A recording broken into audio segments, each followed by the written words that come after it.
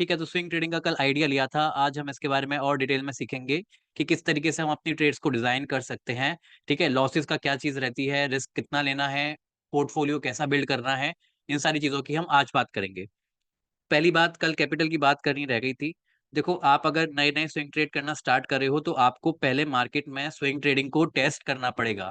जब आप कॉन्फिडेंट हो जाओ, प्रॉफिटेबल बन जाओ, फिर आप कितनी भी कैपिटल पर लेकर चले जाना। ठीक है, तो जब टेस्टिंग करने बैठ रहे हो तो पूरी कैपिटल के साथ एक साथ मत आ जाना, क्योंकि आपको स्टार्टिंग में लॉसेस होंगे, है ना। तो समझदारी इसी में ही है कि कम कैपिटल के साथ आप टेस्ट करो। जैसे कि बोलेंगे कि आप लोग बोलोगे कि सर कम क्या मतलब, कम का मतलब क्या होता है। कपल ऑफ थाउजेंड्स, जैसे कि 10,000 से 50,000, जैसे भी आपको लगे। ठीक है, कि इतना मैं झेल लूंगा, इतना लॉस मैं झेल लूंगा, तो इस इतनी कैपिटल से आप स्टार्ट करो। क्योंकि आप नई चीज ट्राई कर रहे हो, इसलिए स्टार्टिंग में लॉसेस तो थोड़े बहुत होंगे ही, है ना। पहला गोल होगा हमारा, गोल नंबर 1 है प्रॉफिटेबिलिटी। इस चीज को अचीव करना, और कंसिस्टेंसी हो, कॉन्फिडेंस भी हो। ये नहीं कि हम बाई चांस बाई लक बस प्रॉफिटेबल हो गए हैं, हमको पूरा भरोसा नहीं है हमारी स्टाइल के ऊपर, है ना। ये चीज नहीं, प्रॉफिटेबिलिटी प्लस यहाँ पे आप कॉन्फिडेंट भी हो कि हाँ भाई मुझे आता है, मैं एक सेटअप को ट्रेड कर रहा हूँ या 2 सेटअप को ट्रेड कर रहा हूँ, और मैं वहां से कंसिस्टेंटली पैसा बना रहा हूँ, है ना। कंसिस्टेंसी, प्रॉफिटेबिलिटी और कॉन्फिडेंस, इन 3 चीजों का आपको मिश्रण चाहिए। गोल नंबर 1 ये है। और फिर जिस दिन ये चीज अचीव हो जाए, फिर आपका गोल नंबर 2 है कि भाई आपको इसको स्केल करना है। स्केल करने का मतलब क्या होता है? स्केल करने का मतलब होता है कि जो चीज आप अभी तक छोटी कैपिटल पर कर रहे थे, अब आप उसको बड़ी कैपिटल पर करो, ताकि आपको ज्यादा मुनाफा हो। कल हमने सीखा था ना कि भाई ये पूरी चीज एक बिजनेस की तरह है।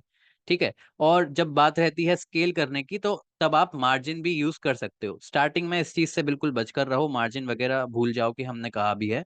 बट जो एडवांस ट्रेडर्स भी हमारी वीडियोस को सुन रहे हैं, तो उनके लिए ये चीज है कि अगर आप प्रॉफिटेबल हो, कॉन्फिडेंट हो, तो आप मार्जिन के लिए ट्राई करो। मार्जिन में सर सबसे ज्यादा इंपॉर्टेंट है रिस्क मैनेजमेंट। आज भी मेरे पास जब मैंने पोस्ट डाला था इंस्टाग्राम पर कि सर ये आपने लिखा है कि note these positions are on margin, तो मार्जिन का मतलब क्या होता है? सर मार्जिन का मतलब होता है कि लेवरेज। जैसे आप अभी तक इंट्राडे अगर आपने करी होगी, तो आपने वहां देखा होगा कि 5x की आपको लेवरेज मिल जाती है।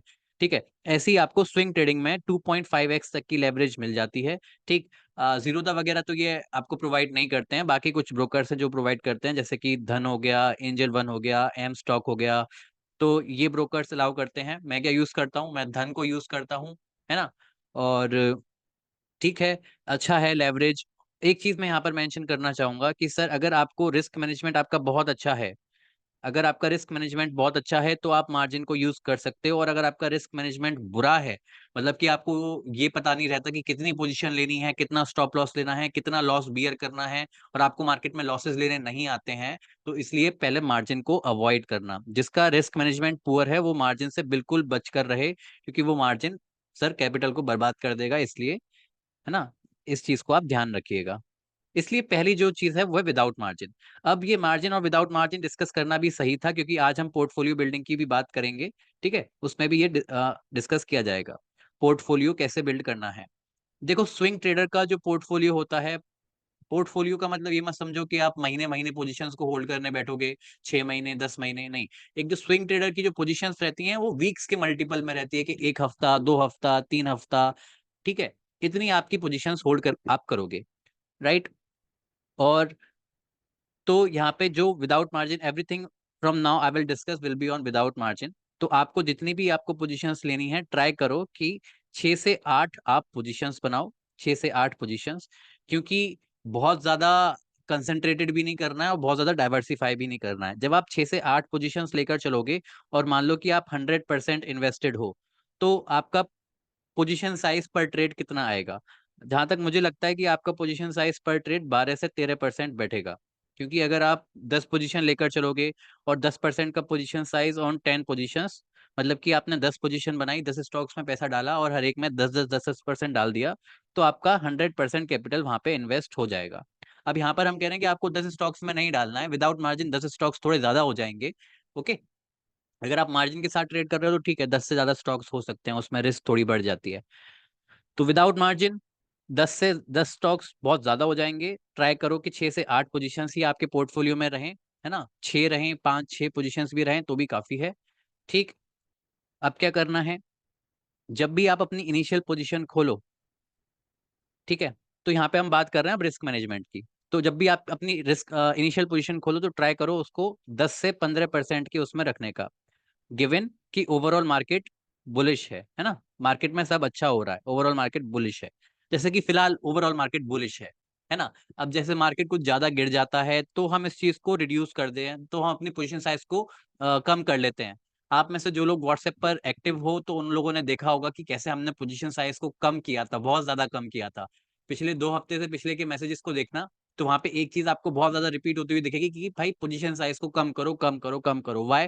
Because market was not right at the time. और फिर जैसे मार्केट अच्छा होता है हम पोजीशन साइज को बढ़ाते हैं, है ना। और ये एकदम बाइक चलाने जैसा है कि भाई जैसे ही हमको दिखा कि रास्ता आगे खराब हो रहा है तो हमने ब्रेक लगाया, और जैसे ही हमने सामने देखा कि कोई भी नहीं है और रास्ता स्मूथ है, फिर हमने एक्सीलरेट किया। फिर हमने एक्सीलरेट करने का मतलब फिर हमने पोजीशन साइज उसमें बढ़ा दिया। ठीक है। तो मान लिया कि आपका इनिशियल पोजीशन साइज 10 से 15% के बीच में है और आपका जो एसएल है वो 4 से 6% की रेंज है। 4 से 6% का आप एसएल दे रहे हो। अब एसएल दो तरीके के होते हैं, ध्यान दो। एसएल दो तरीके के होते हैं, एक होता है चार्ट बेस्ड एसएल, जहां पर आप देखते हो कि सपोर्ट कहाँ पर है और सपोर्ट के नीचे आप उसको लगाते हो एसएल को, या फिर आप एंट्री डे कैंडल के लो के नीचे या फिर प्रीवियस डे लो के नीचे आप लगाते हो, क्योंकि जो लो होता है वो भी सपोर्ट की तरह ही काम करता है। तो एक तो ऐसे लिए हो गया चार्ट बेस्ड, और दूसरा होता है परसेंटेज बेस्ड। कुछ लोग आपने अगर ट्विटर पे देखा होगा तो कुछ लोग होते हैं जो 1 से 2% का एसएल फॉलो करते हैं। अब क्योंकि आप स्टार्ट कर रहे हो तो मैं तो आपको बिल्कुल भी रिकमेंड नहीं करूंगा कि सर ये जो 1 से 2% वाले एसएल हैं उनसे तो आप बिल्कुल बच कर रहो, क्योंकि स्टॉक को थोड़ा रूम अलाउ करना पड़ता है। अगर आप 1 से 2% के एसएल यूज करोगे तो सर ये तुरंत हिट हो जाएंगे।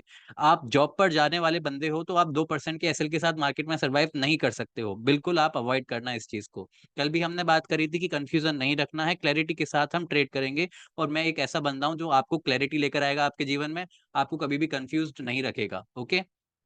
तो एसएल की जो आप रेंज रख सकते हो वो 4 से 6%। एक जो प्रोफेशनल ट्रेडर है, मैं ऐसा मानता हूं कि अगर कोई प्रोफेशनल ट्रेडर है तो उसको 6% से ज्यादा एसएल देने की जरूरत नहीं है। ठीक है।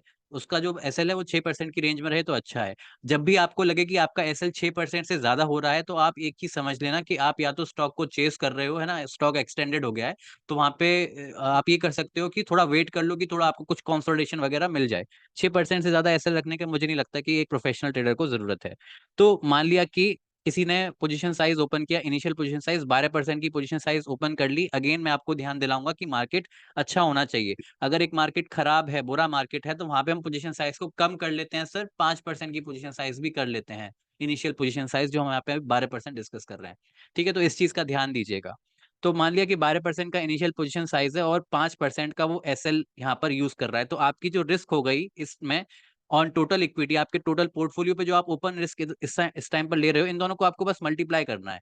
12% इंटू 5%, तो इसका मतलब है सर आप 0.6% की रिस्क ले रहे हो। जो लोग को समझ में नहीं आया कि कैसे कैलकुलेट किया, तो आप यहाँ पर देखो 12 इंटू 5 60 आ जाएगा और 2% आ जाएंगी। इसमें से 1% हमको निकालना है, इसलिए हम क्या करेंगे, डिवाइड बाय 100 करेंगे। तो 60 डिवाइडेड बाय 100%, ऐसे ये 0.6% आया है। ठीक है। तो रिस्क अपनी, लोग आपने सुना होगा कि 1% रिस्क लो, 1% रिस्क लो। नहीं सर, 1% रिस्क भी बहुत ज्यादा होती है मेरे मानने में। स्विंग ट्रेडिंग में आपका काम 1% से भी कम रिस्क में चल जाएगा। और जैसे आपने पिछले वाले एग्जाम्पल में देखा कि आपकी जो रिस्क थी वो 0.6% पर ट्रेड बैठ रही थी, जो कि लगभग लगभग आधी है 1% की। जब आप ऐसे सिस्टम के साथ काम करोगे तो सर आपको लॉसेस लेने में बहुत ज्यादा दिक्कत नहीं होगी, तकलीफ नहीं होगी, और आप फियरलेस ट्रेडिंग मार्केट में कर पाओगे। और एक प्रोफेशनल ट्रेडर मार्केट में फियरलेस ट्रेडिंग ही करता है। तो ठीक है सर, आज के हम इस लेक्चर में इतना ही रखते हैं। आज हमने जो डिस्कस किया वो mainly challenge number 3, risk management पे हमने डिस्कस किया था। ठीक है, वीडियो को सपोर्ट कीजिए, लाइक करिए, अपने दोस्तों के साथ भी शेयर करो और नीचे कमेंट भी डालो, क्योंकि ये जो हर वीडियो हो रही है एक तरीके से एक फ्री क्लास की तरह हो रही है, फ्री कोर्स की तरह हो रही है। तो आप अपना कमेंट भी देते रहो, नीचे अपने फीडबैक बताते रहो कि सर ये समझ में आया, ये समझ में नहीं आया। ठीक है। और क्या चाहिए इस कोर्स में वो भी आप मेरे को बताइएगा। ठीक है। थैंक यू, मिलते हैं जल्दी।